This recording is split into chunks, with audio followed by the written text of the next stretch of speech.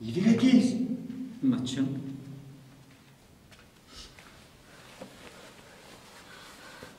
سلام سرخوش.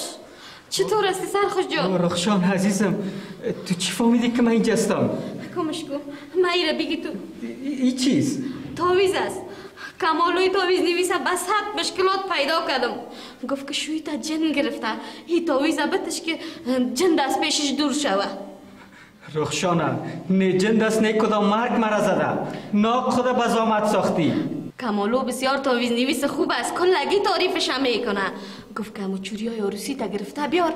من دا پلک زدنی شوی تا از جن دا آزاد میسازم. تاویز نویس بازی داده. ناک چوری های تا بردی برش دادی. من از جن دارم نه دگه. قرار دگه سرخوش. چطور جن نداری؟ میفهمی که کمالو چی گفت؟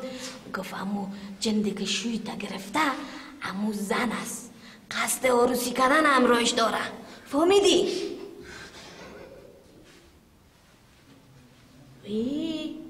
ایره چی شده که تو خود انداخته؟ تو خودت توابه چی میده؟ رخشانه، ناک چوری های تا بر تاویز نویس دادی. مرا نه جن زده نه اجدار. ها مگم یه گپ است. این کلش دست فساد است. این فساد اجدار واری اشاره قرد کرده رئیس. چیزی که بلایی که سر ما از دست فساد است. سرخوش راست میگه همشیره. تو ناک فریب آدم فساد پیشه را خوردی.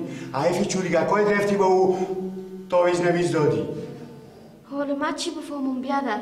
سرخوشت کارایی میکرد که من فکر کرده بودم که 100% جن گرفته. رخشانه، نه جن دست نه من. یک گپ است. اینمی کلش دست او پلنگه که ظالم آرامخور است که ما را در اینمی حال روز انداخته. حالا من میگم خاک در خانه پلنگک شود.